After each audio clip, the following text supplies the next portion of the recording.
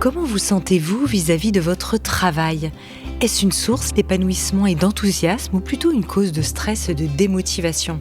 Alors si vous vous reconnaissez plutôt dans la deuxième catégorie, si chaque semaine par exemple vous attendez avec impatience le week-end ou les prochaines vacances, alors je vous recommande vraiment chaudement le Parcours Chance. Vous le savez, un partenaire fidèle de Métamorphose. Parce que la vie est trop courte pour être gaspillée dans un travail qui ne vous convient plus. Chance, c'est bien plus qu'une simple plateforme, c'est une communauté d'entraide professionnelle déterminée à vous aider à retrouver votre place dans le monde du travail. La méthode de la communauté Chance est unique et éprouvée. En seulement 3 mois, vous pourrez redéfinir vos objectifs professionnels et retrouver ce qui vous passionne vraiment avec l'accompagnement d'un coach professionnel dédié. Si ce message trouve écho en vous, je vous invite à passer à l'action dès maintenant. Rendez-vous sur le site chance.co pour bénéficier d'un entretien gratuit avec un conseiller et changer ce qui ne va plus dans votre vie professionnelle.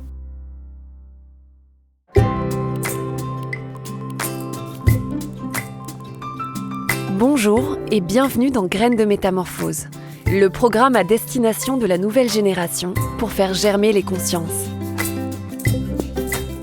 Aujourd'hui, Alexandre Dana accueille une personnalité inspirante qui vous donnera les clés pour grandir en bienveillance et en conscience.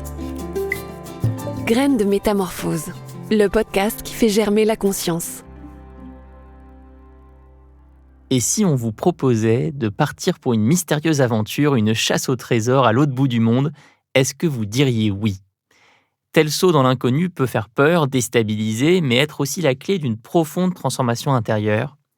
Alors dans les pas de Lucia, Hortense, Joséphine, Arsène et Max, mon invité du jour nous invite à guérir par les actes et à renouer avec la magie des rencontres décisives. Il est romancier, scénariste, auteur de plusieurs best-sellers qui ont déjà accompagné plus de 2 millions de lecteurs. Il a obtenu plusieurs prix littéraires, notamment pour son premier roman La Chambre des Merveilles, traduit dans 26 pays et adapté au théâtre et au cinéma.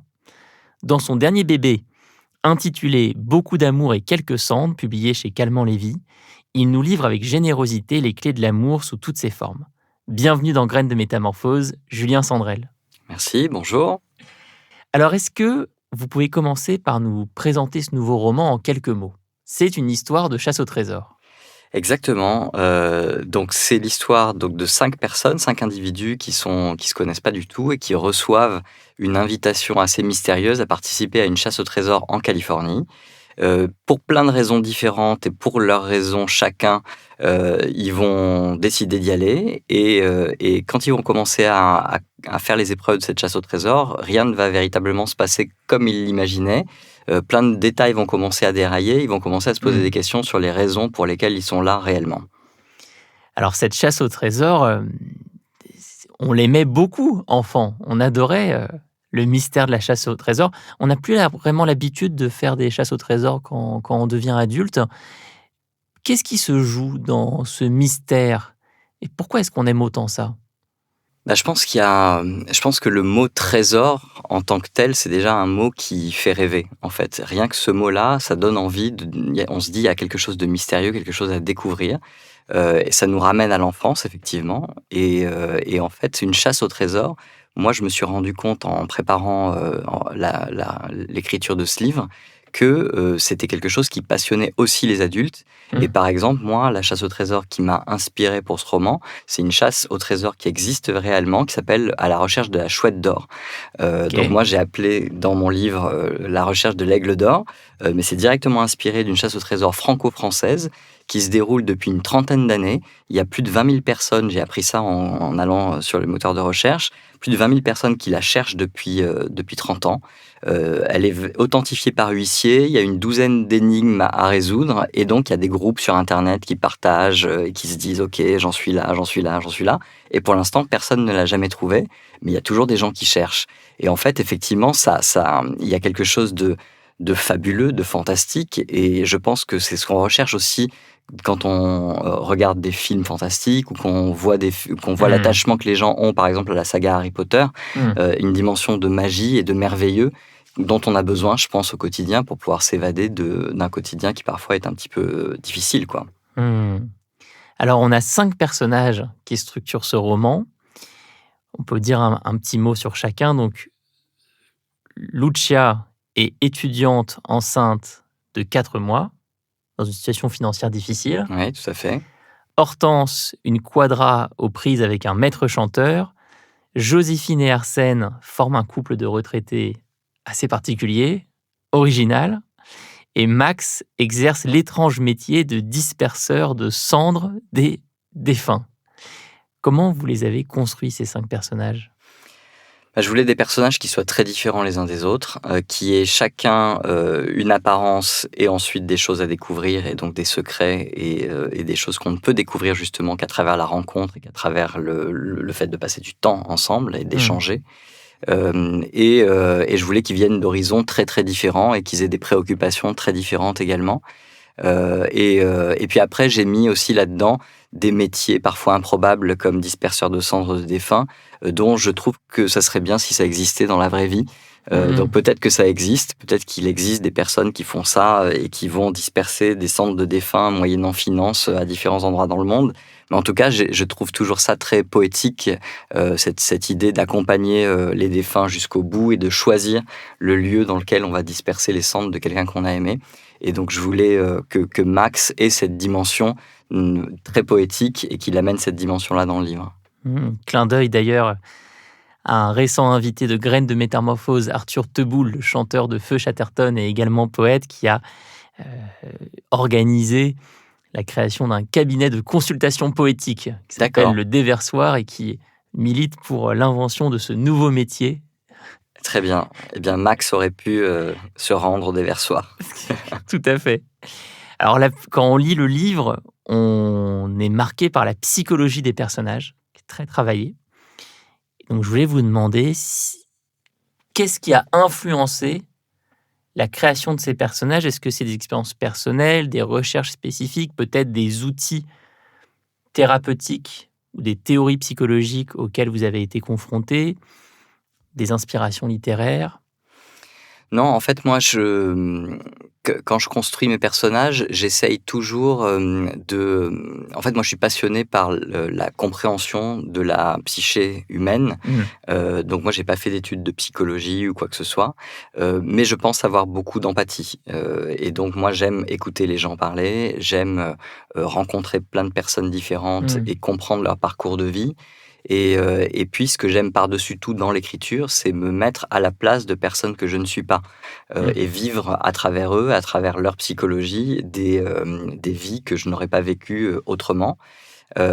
C'est pour ça que j'écris, c'est parce que j'ai envie de vivre des choses différentes et de me mettre à la place de personnes différentes, des personnes que je ne suis pas, et de mieux les comprendre probablement.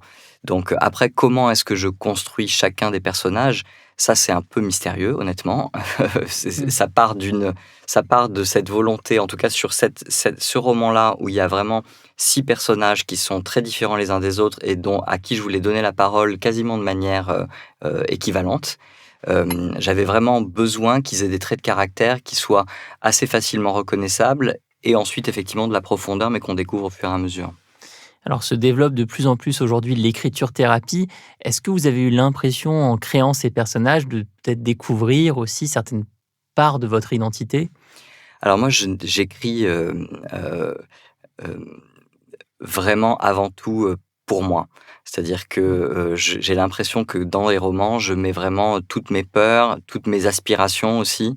Donc la plupart des idées de mes romans ou des thématiques que je vais aborder, ça part de mes angoisses et des peurs que j'essaye d'exorciser. Vous parliez tout à l'heure de La Chambre des Merveilles. Effectivement, La Chambre des Merveilles, c'est vraiment un livre qui part de ma peur de père, en fait, de perdre mes enfants. Et donc, dans ce livre-là, j'ai essayé d'exorciser toutes mes peurs de père. Et donc là, en fait, alors on peut pas trop en dire dans ce roman sur exactement à quoi doivent faire face les différents personnages, parce qu'il y a beaucoup de mystères et de choses à découvrir. Mais effectivement, par exemple, Max, au tout début du roman, il fait face au deuil de la personne qu'il aimait le plus au monde, donc de sa compagne. Et probablement, dans la psychologie de Max, j'ai mis certainement mes peurs à moi de perdre la personne que j'aime le plus au monde, avec qui je suis depuis plus de 25 ans, qui est ma femme. Alors, il y a d'un côté la psyché des personnages, qui proviennent, on l'a dit, de milieux très différents. Mais il y a aussi les liens, la connexion émotionnelle entre ces personnages qui est super forte. Et on a l'impression que ces personnages sont liés par un désir partagé de réparation. Est-ce bien le cas? Oui, je pense que c'est assez juste. Je pense que, je sais pas si c'est un désir de réparation, parce que je pense que pour certains d'entre eux, c'est inconscient. Mm. Pour d'autres, c'est totalement conscient. Il y a vraiment une volonté de réparation. Mais pour certains, c'est inconscient. Mais pour autant, il y a vraiment quelque chose qui est fêlé ou qui est cassé chez chacun d'entre eux. Et rencontrer d'autres fêlés, entre guillemets, va probablement les aider. Et en tout cas, ces rencontres-là vont leur permettre de sortir de leur zone de confort et de véritablement se frotter à l'inconnu et être challengés par l'inconnu et d'une certaine façon apprendre des choses sur eux qu'ils n'avaient pas forcément envisagées. Et alors, comment avez-vous travaillé sur la construction de ces relations pour les rendre crédibles, attachantes? Alors ça, c'est très compliqué à dire parce que j'ai l'impression qu'une fois que les personnages existent dans ma tête et qui sont créés, ensuite, je n'ai plus qu'à les faire se rencontrer. Alors c'est très théorique parce que finalement, c'est moi qui joue l'un, c'est moi qui joue l'autre dans ma tête. Mais en réalité, vraiment, quand j'écris, j'essaye vraiment à l'instant où j'écris avec tel narrateur, je suis ce narrateur. Et donc, je suis cette personne. Si je suis dans la tête de Lucia, je suis Lucia. Et donc, j'essaye de décrire mon travail d'auteur, c'est d'essayer de décrire au mieux ce qu'elle ressent, les décisions qu'elle va prendre. Et du coup, pour la réaction d'un Max ou d'une Joséphine ou d'une Hortense, eh bien, je vais changer de point de vue et je vais me mettre dans la tête d'Hortense ou de Max, etc. Et je vais essayer de réagir avec leur psychologie à eux. Donc, c'est un travail. Alors, je pense que je serais un très mauvais acteur si j'essayais d'être acteur. Mais j'imagine, en tout cas, quand moi j'écris, que je fais une sorte de travail d'acteur où je passe d'un personnage à l'autre et j'essaye simplement de réagir en tant que ce personnage. Donc non, en tout cas, je ne réfléchis pas à comment faire évoluer la relation, par exemple, entre eux au fil du roman. Je réfléchis plus à chacun, comment est-ce qu'il va réagir, et puis ensuite, je me laisse guider par eux. Et ces liens, d'une puissance assez incroyable, ils se créent aussi dans un contexte, le contexte de la chasse au trésor, et le contexte d'un voyage, puisque chacun de ces personnages a quitté son lieu de vie pour partir en Californie. Le voyage se situe donc aux États-Unis. Pourquoi avoir choisi ce cadre spécifique pour l'intrigue du roman? Alors déjà, pour moi, le voyage, c'est quelque chose d'extrêmement important. C'est-à-dire que déjà, il y a du voyage dans chacun de mes romans. Après, on est plus ou moins loin. Ça a plus ou moins de l'importance dans chacun des livres. Mais ici, c'est central. Mais pour moi, en tant qu'individu, en tant que personne, c'est vraiment central parce que je trouve qu'il y a dans le voyage deux dimensions. Une première qui est une dimension de déstabilisation. En fait, on sort de sa zone de confort par définition dans le voyage. On est probablement plus ouvert à la nouveauté, aux rencontres. Et donc, je pense qu'on en apprend énormément sur soi quand on est en voyage, au contact d'une nouvelle culture, au contact des autres. Donc ça, notamment dans ce roman-là, ça m'intéressait d'avoir ce côté déstabilisation des personnages qui soient justement dans un autre univers que leur univers quotidien. Et parce qu'aussi j'avais envie qu'il y ait du mystère et des choses à découvrir. Et après, dans le voyage, il y a une autre dimension qui est fondamentale et qui est complémentaire, qui est la dimension d'émerveillement. C'est vrai que normalement, quand on voyage, on est aussi quand même assez émerveillé par un certain nombre de choses qu'on découvre. Et cette dimension d'émerveillement et de joie, je trouvais en plus dans ce roman que ça allait bien avec tout ce qui se passe dans la seconde partie de révélation, et qui est beaucoup plus émotionnel que toute la première partie, qui est plus dans le mystère et dans les rebondissements et l'intrigue. Et est-ce qu'il y a des voyages qui vous ont particulièrement transformé? Oui, alors moi, justement, la Californie, c'est pas véritable. Enfin, c'est un très long voyage parce qu'en fait, j'y ai habité pendant plusieurs mois quand j'étais étudiant. J'ai fait un long stage en Californie. Et c'est un stage qui m'a marqué parce que justement, c'était la première fois que je partais loin de ma famille, aussi loin, aussi longtemps. En plus, à l'époque, on n'avait pas encore tous les outils numériques qu'on a aujourd'hui. Donc, j'appelais mes parents régulièrement, mais je ne pouvais pas les appeler aussi fréquemment que si ça se déroulait aujourd'hui. Donc, j'étais un peu dans un autre environnement. Et donc, justement, avec cette obligation de m'ouvrir aux autres et puis d'écouter ce que les autres avaient à me raconter, puis d'écouter les conseils de visite, etc. Donc ce voyage-là m'a particulièrement marqué. Et après, il y en a un autre qui a été, je pense, fondateur, parce que je pense que c'est après ce voyage-là que j'ai eu envie d'écrire La Chambre des Merveilles. C'est un voyage au Japon. Donc je suis parti à Tokyo pour le travail, en fait, dans ma vie précédente. Et en fait, j'ai adoré Tokyo parce que j'étais jamais allé aussi loin dans le dépaysement. C'est-à-dire que c'est géographiquement Tokyo ou la Californie, c'est quasiment aussi éloigné de Paris ou de la France. Mais c'est vrai que la culture japonaise est vraiment très différente. Alors que la culture américaine, bon, oui, bien sûr, il y a énormément de différences, mais on a l'impression qu'on la connaît déjà parce qu'on a, en tout cas, moi, je suis un enfant des années 80, 90, donc j'ai été bercé de séries américaines, donc j'ai l'impression quand je vais en Californie que je suis sur des traces déjà un peu balisées. Le Japon, j'avais l'impression d'être complètement dans un autre monde, et en fait, j'ai aimé me laisser guider, pas me laisser guider, mais me laisser me perdre dans Tokyo. C'est-à-dire qu'il y a un moment dans Tokyo où j'étais tout seul, en plus pendant ce voyage-là, et où j'ai abandonné mon guide touristique, et j'ai erré dans les rues comme ça, et je me suis un peu perdu dans certains quartiers, et j'ai trouvé ça formidable. J'ai un peu lâché prise, et je pense que c'était la première fois. Et est-ce qu'il y a eu, sans rentrer dans des détails trop intimes, mais des rencontres assez exceptionnelles lors de ce voyage au Japon qui peuvent inspirer ce qu'on lit dans Beaucoup d'amour et quelques cendres? Alors, pas forcément, mais en tout cas, j'ai retrouvé à un moment du voyage des amis, en tout cas des personnes avec qui je travaillais, mais qui sont devenus des amis, qui étaient, eux, des expatriés à Tokyo.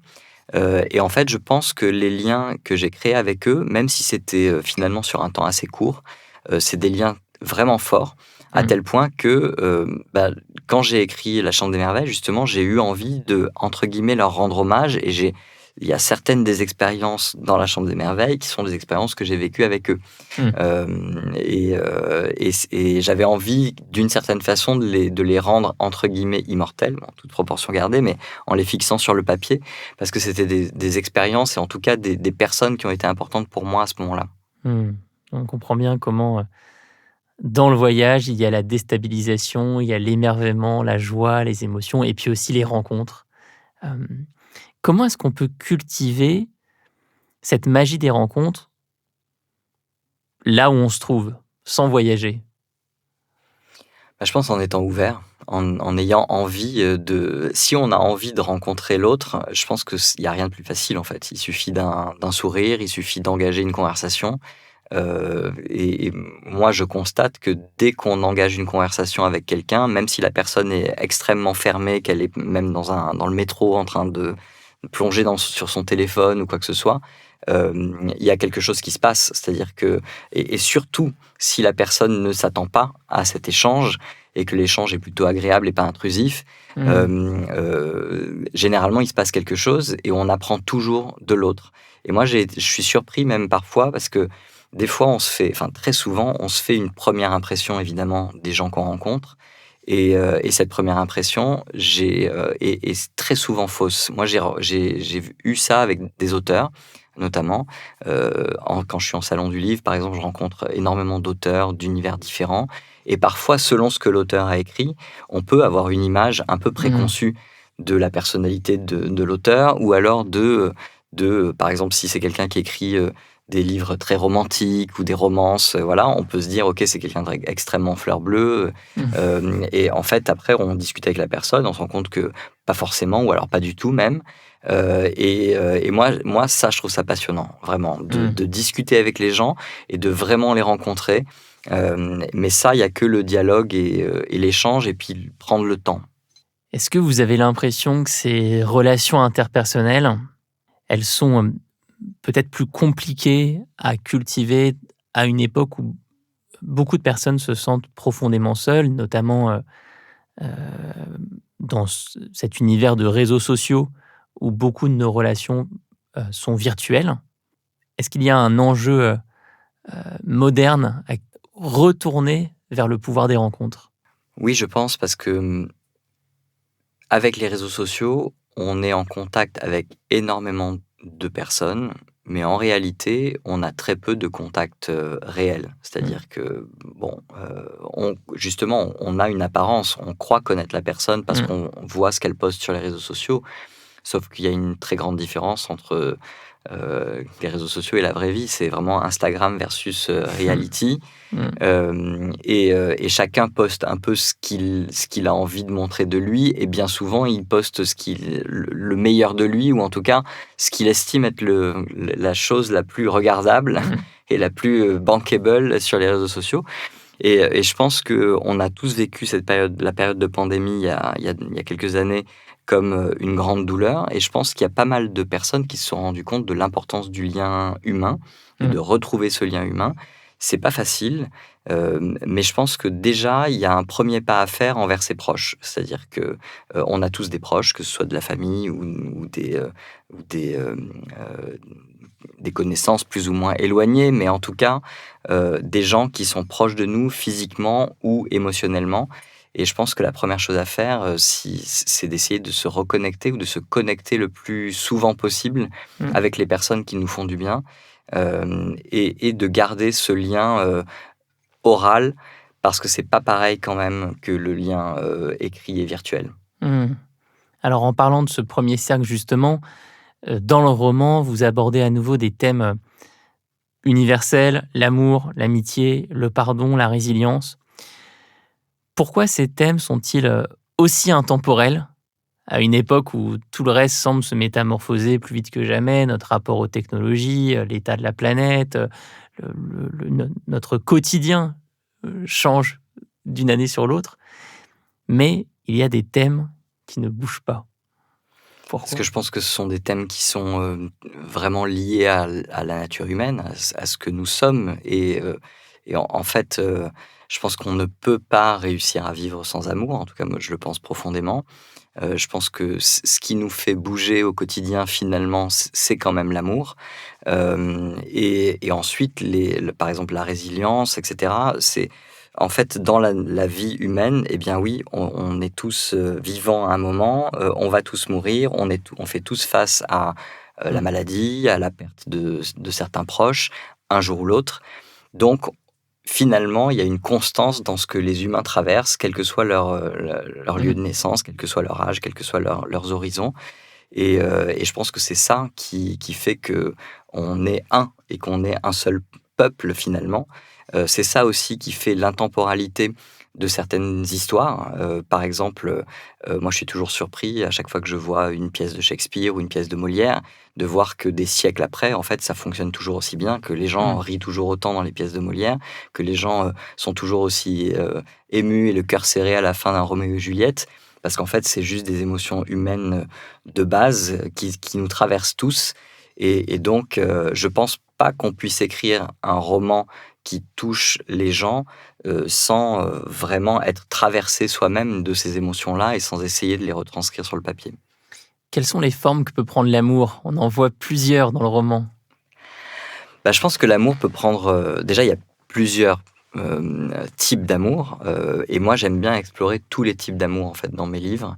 L'amour entre les générations, l'amour au sein d'une famille, l'amour sous forme plutôt d'amitié, ou l'amour même avec des personnes qu'on connaît peu, mais qu'on a envie de soutenir à un moment de leur vie.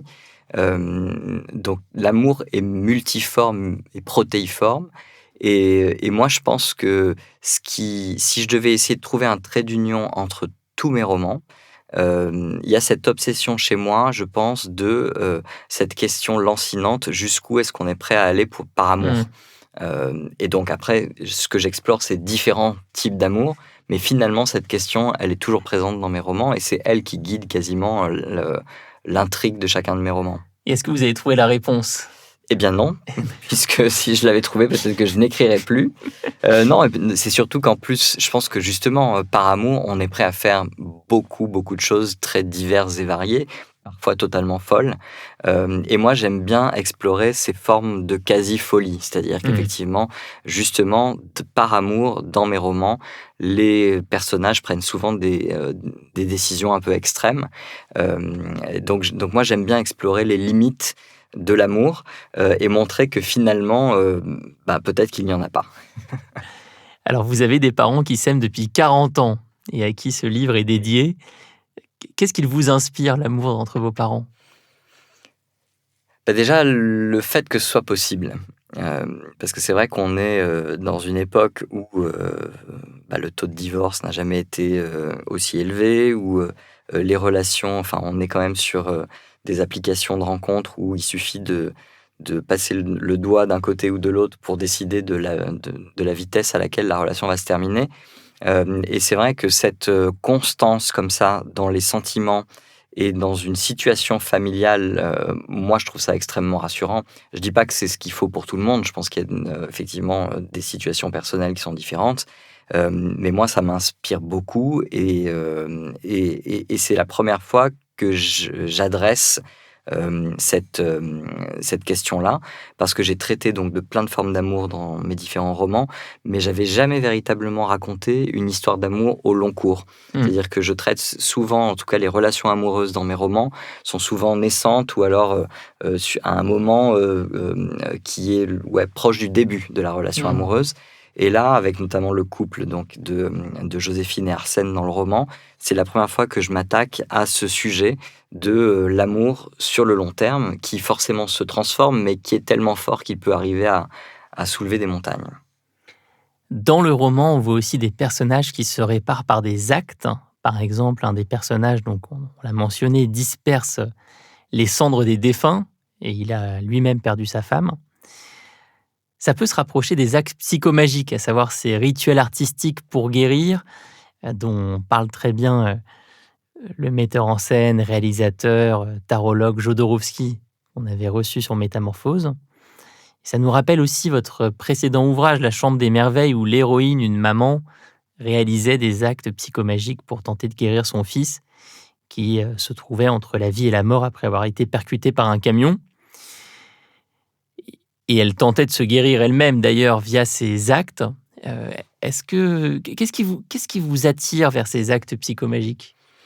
Alors, je ne sais pas, parce qu'en plus, je suis, en tout cas, je me définis comme quelqu'un d'extrêmement rationnel. C'est-à-dire que moi, je suis de formation scientifique, j'ai fait des études scientifiques, je suis ingénieur, je ne crois pas en Dieu, donc voilà. Enfin, je respecte complètement les gens qui ont une religion et qui croient vraiment en l'existence d'une entité divine. Mais moi, c'est pas mon cas. Mais j'ai l'impression que justement, peut-être que j'ai besoin quand même de me raccrocher à certaines choses et à certaines symboliques, parce que c'est un peu dur finalement de ne pas croire, par exemple, à la vie après la mort ou des choses comme ça. Et donc, moi, j'ai l'impression que je crois à la symbolique des actes entre les êtres humains. Et donc, effectivement, je parsème mes romans d'actes symboliques ou de croyances qui sont pas rattachées à une religion, mais de croyances qui sont propres à chacun, finalement. Donc moi, j'ai l'impression que je me suis inventé un peu ma propre mythologie et que j'essaye de la mettre en scène à différents endroits dans mes romans. Et je pense que d'une certaine façon, ça me rassure et ça calme mes angoisses. Et est-ce que vous vous rappelez du moment où vous avez commencé à créer cette mythologie personnelle ? Je pense que j'ai toujours eu ça en moi. Je pense que j'ai toujours créé ça depuis l'enfance. Après, dans l'enfance, ça prenait d'autres formes. Vous savez, il y a plein de croyances du genre, là, si je vois, si sur l'horloge, il est 10h10 ou 9h09, du coup, peut-être qu'il va se passer ça, ou voilà. Et donc, je pense que j'ai toujours eu ce genre de petites choses qui passaient par ma tête, de me dire, s'il se passe ça, alors je vais peut-être réussir à faire ça. Donc, c'est très théorique ce que je dis, mais je pense que ça existe depuis toujours en moi. Et pour quelqu'un qui nous écoute et qui aurait envie de commencer à créer sa propre mythologie personnelle, quel conseil on pourrait lui donner? Alors là, je n'en ai absolument aucune idée. Parce que justement, c'est très personnel. Donc je pense que chacun a des petits gestes au quotidien qui le rassurent, qui peuvent... alors, s'ils sont poussés à l'extrême, ça peut même quasiment devenir des tocs. Mais si ça ne fait pas de mal et qu'au contraire, ça fait du bien parce que ça rassure, des fois, il y a des gens qui aiment bien vérifier 3 fois qu'ils ont fermé la porte. Il y a des gens qui aiment bien... se regarder 2 fois dans le miroir avant de partir de chez eux, j'en sais rien en fait. Finalement, c'est extrêmement personnel. Mais à partir du moment où ça n'est ça n'est pas intrusif, ça n'est pas quelque chose qu'on vit de manière difficile, je pense que si ça fait du bien, ça fait pas de mal. Donc chacun fait ce qu'il veut. Alors, en parlant de ce qui fait du bien, vos lecteurs soulignent très souvent l'aspect réconfortant, inspirant de vos romans. Est-ce que c'est important pour vous d'avoir cet impact émotionnel? Oui, parce que moi, c'est ce que je cherche quand je lis. C'est ce que je cherche dans les livres. Après, des livres qui font du bien, moi, je trouve que tous les livres font du bien. C'est-à-dire, notamment les romans. En tout cas, moi, je suis lecteur de romans, mais je trouve qu'on peut se faire du bien, par exemple, en lisant un thriller très sombre, parce que justement, ce qu'on cherchait à cet instant-là, c'était de penser totalement à autre chose et de sortir de sa vie quotidienne. Et que de vivre des émotions fortes, ça nous a fait du bien. Très bien. Il se trouve que moi, j'essaye de mettre dans mes romans ma vision de la vie, qui est plutôt positive. Je suis pétri d'angoisse, donc j'essaye de mettre aussi dans mes livres un peu ce vers quoi j'ai envie de tendre, donc mes aspirations d'une vie plus apaisée, d'une vie plus en adéquation avec moi-même. Donc, dans mes romans, il y a souvent des personnages au début de l'histoire qui sont dans un moment difficile de leur vie, et à la fin de l'histoire, tout ne va pas totalement bien, mais en tout cas, ils ont trouvé une nouvelle place qui leur convient mieux. Et j'essaye de faire ça dans mes romans, de raconter ça dans mes romans, parce que moi, ça me fait du bien de l'écrire, parce que moi, ça me fait du bien de lire des histoires comme ça aussi. Donc, si ça fait du bien à d'autres, tant mieux. Est-ce que la lecture peut faire office de thérapie et peut-être plus généralement, quels sont les bienfaits de la lecture? Je sais que de nombreux pédagogues soulignent combien les lectures pour les enfants vont les aider à développer l'empathie. Mais vous, de votre expérience maintenant d'auteur à répétition, qu'est-ce que vous observez? Moi, je pense que la lecture, effectivement, ça a plein de vertus. La première, c'est de ralentir le rythme, justement, dans une société où tout est dans l'instantanéité, dans le moment, l'instant présent, et où tout passe extrêmement vite, où on peut décider, quand on commence une série, au bout de 3 minutes, de l'arrêter, ou même de l'accélérer, de la regarder en x2. La lecture, en fait, non, on ne peut pas faire autrement que de lire à son propre rythme et de s'immerger dans quelque chose, dans une activité qui est extrêmement apaisante. Donc ça, c'est la première vertu. Et la deuxième, et qui pour moi est la plus importante, c'est de voir, c'est le seul moyen qu'on a d'avoir accès à l'intériorité de quelqu'un d'autre. C'est-à-dire que quand on regarde un film ou quand on regarde les autres vivre, on n'a pas accès à ce qu'ils se disent dans leur tête et à leur intériorité. Et je pense que c'est très important d'avoir accès à l'intériorité des autres parce que ça nous permet de mieux les comprendre et ça nous permet de mieux les accepter aussi quand ça pose des difficultés. Moi, je trouve par exemple que si les gens qui, par exemple, votent dans un extrême et qui ressentent des sentiments racistes ou des choses comme ça, s'ils lisaient plus et qu'ils se mettaient vraiment dans la tête de l'autre, en fait, de la personne qui, lui, est confrontée au racisme, je pense qu'en fait, ils évolueraient. Et je pense qu'en fait, notre société, aujourd'hui, souffre du manque d'empathie et du manque de lecture peut-être pour se mettre vraiment dans l'intellect des autres. Mais on sait que la lecture baisse notamment chez les plus jeunes. Qu'est-ce qu'on peut faire pour redonner envie aux gens de lire ? Alors je pense que l'école joue un rôle évidemment fondamental. Je pense que le choix des lectures joue un rôle fondamental. Moi j'ai l'impression que les enfants lisent quand même beaucoup. C'est-à-dire que je n'ai pas ce sentiment de d'enfants qui ne lisent pas du tout. Je pense qu'il y a un décrochage au niveau de l'adolescence et qui peut... Le lien avec la lecture peut être maintenu, notamment si l'adolescent aime les mangas, par exemple, et donc du coup, l'objet livre reste dans son quotidien.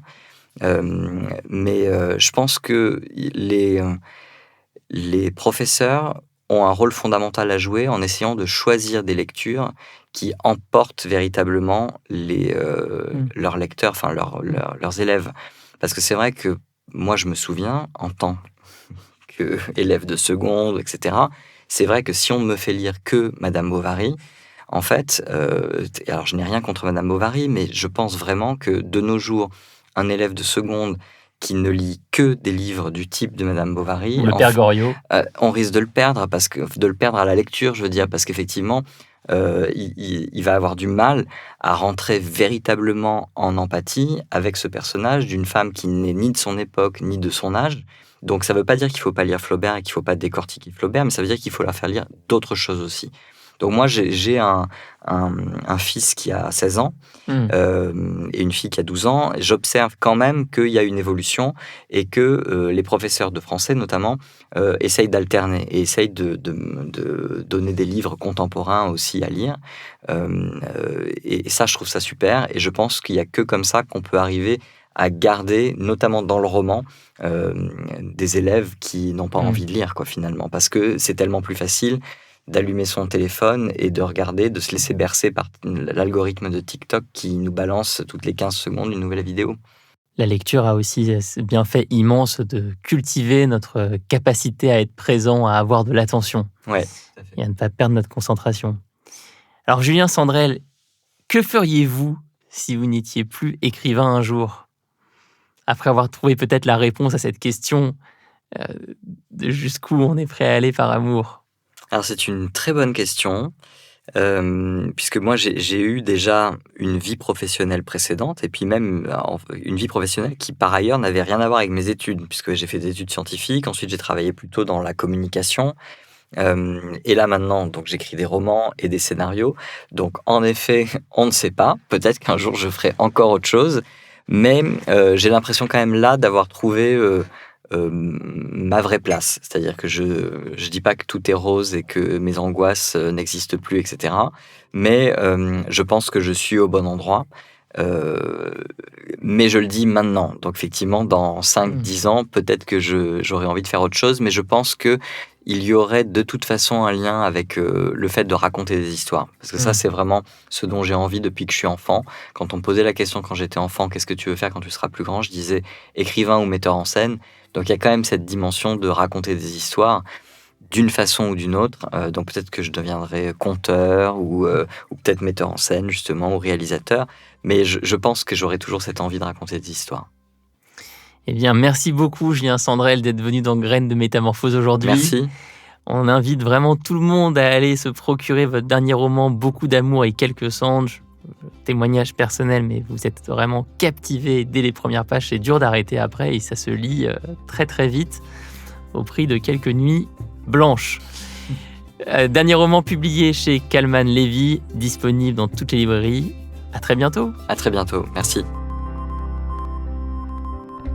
Merci d'avoir écouté cet épisode. S'il vous a plu, n'hésitez pas à aller vous abonner directement au podcast sur votre plateforme d'écoute préférée. Il vous suffit de taper Graines de Métamorphose dans la barre de recherche pour le retrouver. Vous pouvez aussi nous suivre et découvrir les actualités du podcast sur notre Instagram, Graines de Métamorphose.